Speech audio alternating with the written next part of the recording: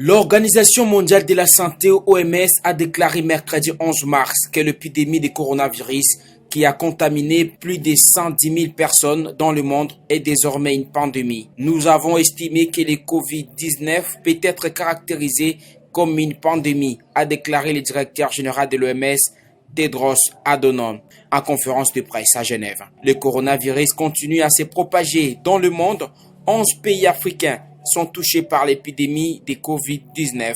La République démocratique du Congo a enregistré mardi 10 mars dernier son premier cas. Il s'agit d'un Congolais de 52 ans vivant en France. Il est arrivé à Kinshasa le 8 mars dernier en provenance de France.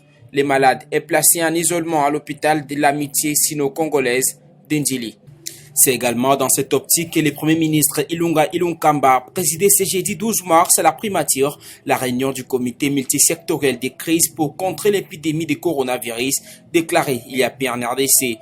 Il a été question avec les responsables des services impliqués dans cette riposte de faire le point de la situation et surtout prendre des précautions en cette deuxième phase d'intervention après l'étape de préparation pour protéger les Congolais contre la propagation de cette pandémie. Comme la RDC a maintenant un cas avéré, a déclaré le ministre de la RDC, Eteni. Comme la RDC a maintenant un cas avéré, a déclaré le ministre de la Santé, Dr Eteni Longondo, il faut renforcer les mesures d'hygiène corporelle et surtout des mesures d'hygiène aux frontières imposables à tous.